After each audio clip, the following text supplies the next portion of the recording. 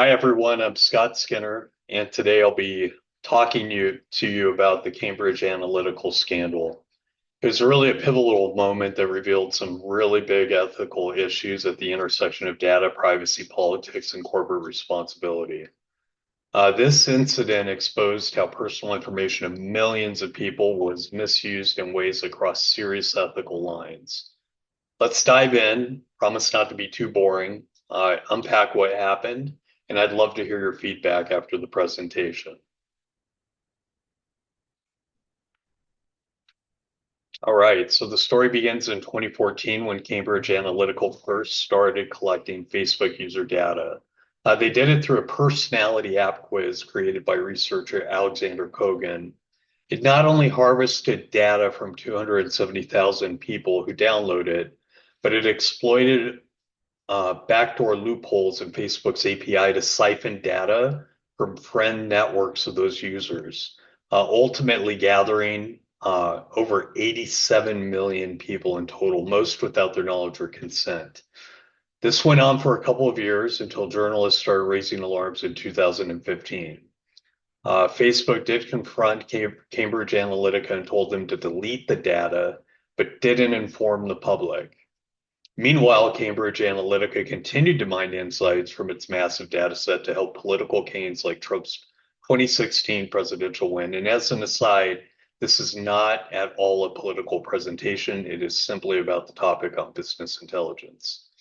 It wasn't until 2018 that the full scope of the scandal was revealed, and it led to congressional hearings, sweeping regulatory changes, and the downfall of Cambridge Analytical.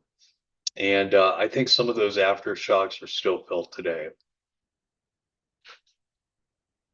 All right, so the data harvesting process.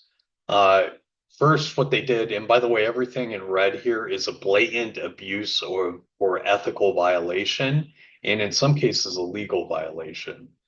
So first, what they did is they deployed the quiz really as a Trojan horse to gain access point to Facebook's data. When 270K downloaded it and agreed to share their info, that opened the door to data collection on a much broader scale. And I said that, likes, locations, friend networks, behavioral patterns, and more from 87 million users were compromised. Kogan's company then improperly transferred all this data in violation of Facebook's terms of service. Facebook gave them a warning. They didn't necessarily take action though or intervene. So with this trove of information and no incentive to stop leveraging it, Cambridge Analytica built detailed psychological profiles on millions of potential voters. They used it to predict behaviors, identify persuadable targets, and craft tailored messages that were more along the lines of psychological manipulation than they were direct policy or typical campaign messaging. Finally, all these insights were deployed in targeted advertising campaigns back onto Facebook to strategically influence voters on behalf of political clients. Users had no idea that their personal data was being weaponized to manipulate them. Oh, thanks for bearing with me. So the ethical dilemma, it exposed a web of ethical failures. First and foremost, it was a massive consent violation. The 270,000 users who took personality quiz had no idea their data would be used for psychological profiling. And of course, the 86 plus million people whose data was collected had no clue it was even happening. But beyond the lack of consent, there was also the fundamental issue of data being misused and wielded as a tool for manipulation and influence. And that just kind of compounds the ethical issue here. Personal information was exploited to sway people's behaviors and even votes without their awareness. Now, both Facebook and Cambridge Analytica failed in their ethical duties. Facebook to protect user privacy, Cambridge Analytica to handle data responsibly. It was a complete abuse of trust on multiple levels. Remember Zuckerberg So we might remember this moment, maybe you don't, but how we'd analyze through the lens of ethical frameworks, is, well, Facebook and Cambridge Analytica seem to take a very utilitarian, ends justify the means approach. They focused on perceived benefits like ad revenue and political victories while minimizing and disregarding the harms to individual rights. And really, after the scandal broke, Facebook did take some utilitarian type of steps like tightening data policies, paying fines, increasing transparency, but I'd argue that a more deontological duty and rights-based framework would have served them better from the start. If Facebook had emphasized its moral obligations to protect privacy, instituted proactive ethical guidelines and app audits, and even given users true informed consent and control over their data sharing, they could have avoided this whole mess. I mean, an approach grounded in respect for individual autonomy, combined with careful consideration of duties of all stakeholders, not just the bottom line, was really lacking here. It was blatant. Going forward, I think that developers and tech companies need to adopt a more holistic ethical framework. It needs to prioritize privacy, consent, and responsible data stewardship on the front end, not just as damage control on the back end. And it'll really serve all parties in the long run. So there were some consequences. One of them was good. Cambridge Analytica certainly demonstrate how severe they can be. For Facebook, it was a financial and reputational catastrophe. Their stock plunged, wiping out 100 billion in market value net. They got slapped with billions of fines, and they're still struggling to regain public trust. Cambridge Analytica itself ended up bankrupt and defunct. The scandal, and I personally think this is a good thing, the scandal fueled a push for stronger data privacy laws like GDPR in Europe and CCPA in California. And it did spark a global conversation about data rights and the dark side of big tech overreach. I would say the ramifications were massive and far reaching.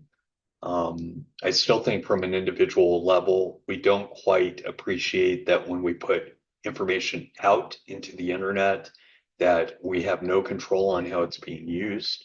However, it does make it should, I think, give us pause to, hey, maybe these companies, we need to be a little bit more careful in what we disclose and what we keep private.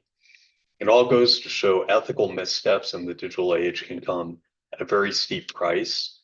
It's just not, privacy isn't just the right thing to do, it's business critical. And I think that there's a lot of recommendations and lessons. What can we learn from this?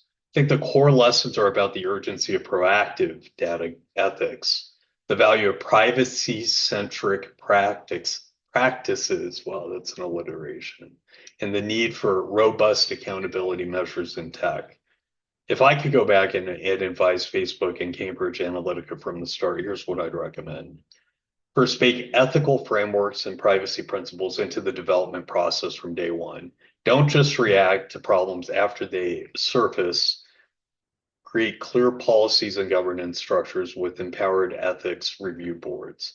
Make respect for user privacy and consent a core feature, not just a grudging concession. Give people real transparency and control over their data. Prioritize privacy as a strategic asset, not an obligation. And I would say that's the biggest paradigm shift. Invest heavily in developer training on data ethics, ingrain it into the company culture, and establish clear accountability all the way up to the executive level. And above all, get ahead of ethical pitfalls. Don't wait for regulators and public backlash to drag you forward. Be proactive, transparent, and responsive to users' privacy rights, and treat their data with the care and respect it deserves. So some modern implications as we look ahead. Where do we go from here? I mean, I think the future of data privacy will be about continuing to evolve protections through a mix of regulatory pressures, shifting corporate practices and operating models, and technological solutions. We're already seeing the impacts with new laws, platform changes, and a growing embrace of privacy by design principles. Users are demanding more control and transparency, or at least more information on how their data is being used. Forward-thinking companies are starting to view data ethics not just as a risk mitigator, but as a competitive advantage. Think about OpenAI, for example, and how they are premised on ethical use of AI. Another way, maybe more complicated, that data can be abused if the use cases around that data aren't transparent. Cambridge Analytica saga was a wake-up call. I'll take the ongoing work to keep strengthening safeguards and holding apps and platforms accountable, but with the right mix of proactive policies, robust enforcement that I think comes through really clearing governance processes and making sure that they're clear, accountable, and controlled, and innovative privacy preserving technologies. I'm hopeful we can build a healthier data ecosystem that really respects and empowers users. It's on all of us, developers, tech leaders, policymakers, people that study and apply business intelligence, and conscientious consumers to learn the hard lessons of Cambridge Analytica and to work together to forge a more ethical path forward. We have to stay vigilant in defending our privacy in the digital age. My goodness. And with that, I'll wrap up my remarks. I know this was a lot to digest. I'm happy to open it up for feedback, questions, and discussions in the thread below. I know you're kind of obligated to do it because it's our assignment, but I'd love to hear your feedback and what you think important lessons and implications of this Cambridge Analytica case are. Thank you so much for your time.